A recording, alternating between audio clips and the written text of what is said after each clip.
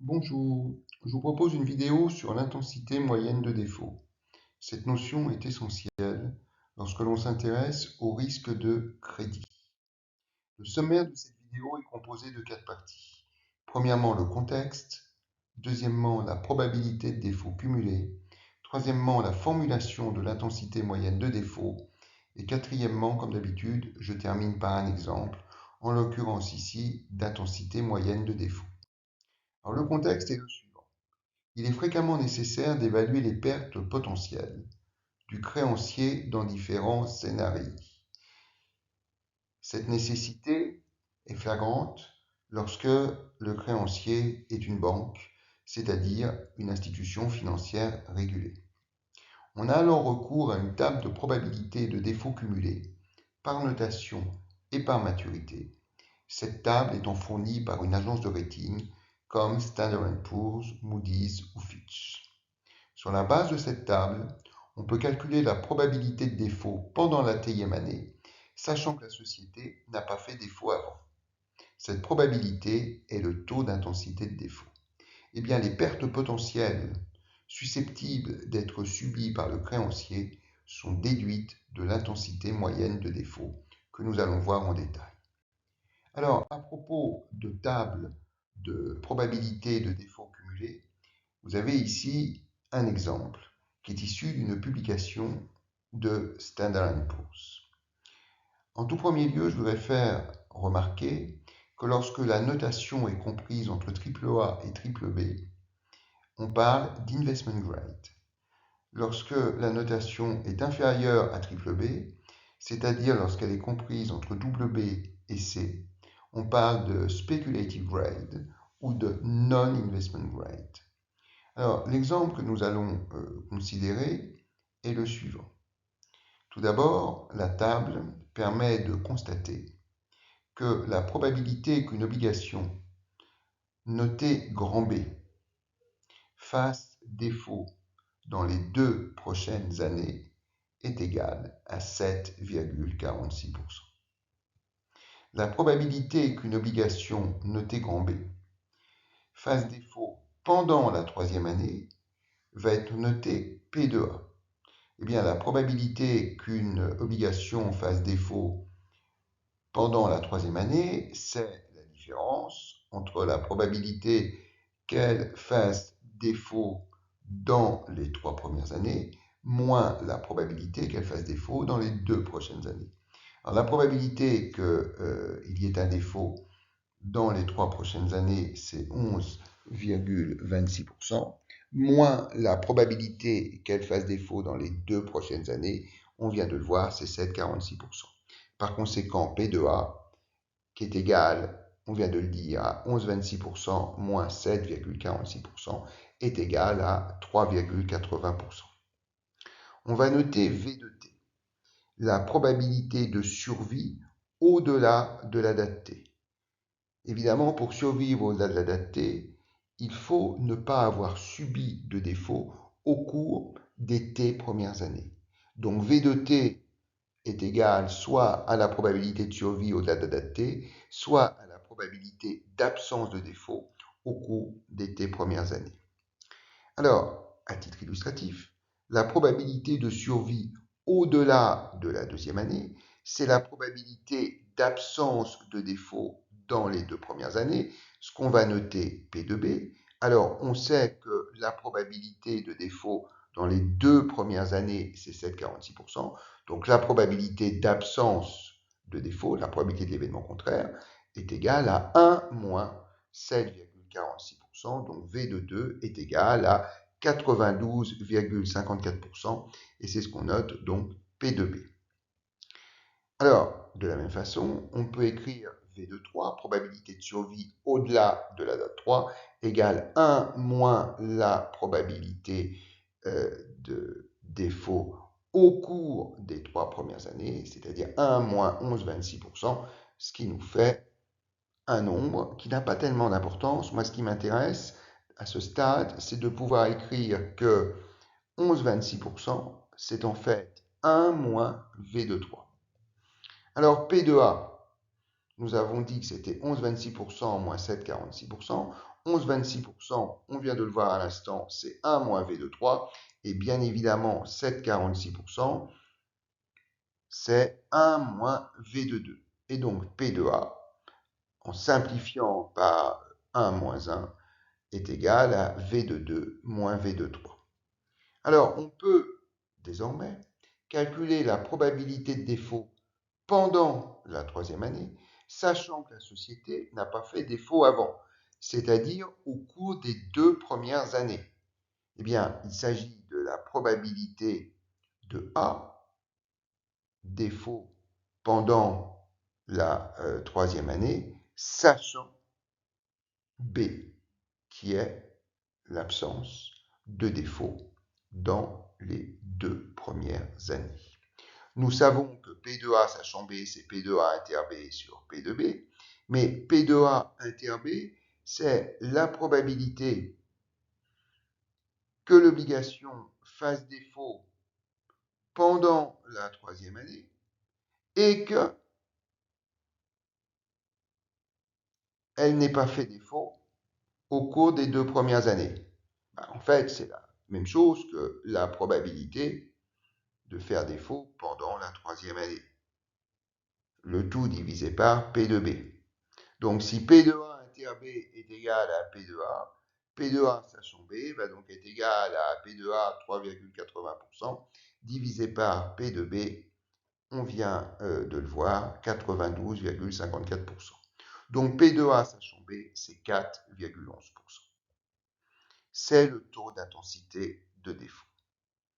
Et si l'on revient aux écritures qui ont été précisées précédemment, P de A inter B égale P de A, qui est égal à V de 2 moins V de 3. Le tout divisé par P de B, et nous savons que P de B, c'est V de 2. Mais plutôt que d'écrire au numérateur V de 2 moins V de 3, on peut écrire moins V de 3 moins V de 2. Et si je veux réécrire le taux d'intensité de défaut, je vais donc écrire moins V de 3 moins V de 2 sur V de 2. Alors pourquoi est-ce que j'ai détaillé à ce point le taux d'intensité de défaut? Parce que nous allons généraliser cette formule. Voyons justement la formulation de l'intensité moyenne de défaut. Reprenons les notations. V de t, c'est la probabilité de survie cumulée jusqu'à la date t. On va appeler Q de t la probabilité de défaut cumulée jusqu'à la date t. C'est ce que la table de la slide précédente nous fournit. Évidemment, V de t égale 1 moins Q de t, ou Q de t égale 1 moins V de t, puisque la survie et le défaut sont des événements contraires. On va noter lambda de t, l'intensité de défaut, c'est-à-dire la probabilité de défaut pendant une période qui ne sera pas nécessairement d'un an. On va noter delta t, sachant que la société n'a pas fait défaut avant. Et on va noter ce que l'on cherche, c'est-à-dire lambda bar t, l'intensité moyenne de défaut à la date t. Alors je reprends l'exemple précédent. Nous avons vu dans l'exemple précédent que l'intensité de défaut pour une année, que je peux multiplier par 1, est égale à moins V de 3 moins V de 2 sur V de 2. Si maintenant on généralise et que on considère l'intensité de défaut à la date t, on va écrire lambda t, lambda de t, que multiplie non pas 1 pour une année, mais delta t, c'est-à-dire pour la période que l'on considère, qui est égale à moins, alors on avait V de 3 moins V de 2, on peut dire que c'est delta V de t sur V de 2, c'est-à-dire sur V de t. Et évidemment, on peut faire un banal produit en croix et considérer qu'au numérateur de la partie droite de l'égalité, plutôt que d'écrire delta V de t, nous avons V de t plus delta t moins V de t. Eh bien, par un produit en croix, comme je le disais, cette soustraction, V de t plus delta t moins V de t, est égale à moins lambda t V de t que multiplie delta t. Alors, en passant à la limite, ça nous donne, plutôt que d'écrire V de t plus delta t moins V de t, on écrit dV de t, petite variation de V de t, est égale à moins lambda de t fois V de t fois, en passant à la limite, dt. Alors, on peut alors écrire dV de t sur V de t, on fait passer à gauche du signe égal, égale moins lambda de t fois dt. Rien n'empêche d'intégrer les deux termes de l'égalité de 0 à t, ce qui nous donne l'intégrale de 0 à t de dv de x sur v de x égale moins intégrale de 0 à t de lambda x dx. Puisque le terme t est utilisé au niveau d'une des bornes, la variable muette qui est sous le signe intégral est remplacée par x. Alors, ce que nous avons à gauche du signe égal, c'est une expression du genre intégrale de u' sur u. Et nous savons qu'une primitive de u' sur u, c'est log de u, pour les puristes plus constante. Donc, ce que nous avons à gauche de l'égalité, c'est log de v de t, plutôt que d'écrire log de u en adaptant les écritures aux notations qui sont prévues ici, ça nous donne log de v de t. Et à droite, nous avons toujours pareil, moins l'intégrale de 0 à t de lambda x dx. On peut isoler v de t en prenant l'exponentielle de part et d'autre de l'égalité. Donc v de t égale exponentielle de moins intégrale de 0 à t de lambda x dx. Et je voudrais rappeler que si on appelle mu la valeur moyenne d'une fonction f sur un intervalle AB, eh bien, mu est égal à 1 sur b moins a que multiplie l'intégrale de a à b de f de x dx.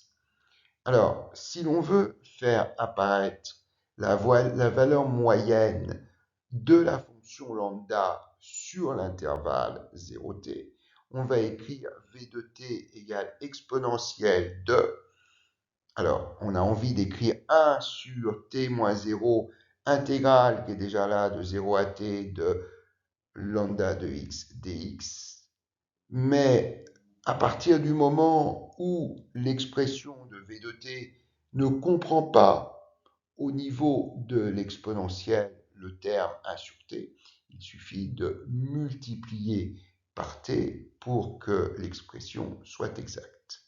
Et donc, ce que l'on constate, c'est que v de t est donc égal à exponentielle de moins t que multiplie la valeur moyenne de lambda que l'on va noter lambda bar de t. Alors, Q de t, la probabilité de défaut, c'est 1 moins la probabilité de survie. Donc, Q de t égale 1 moins V de t.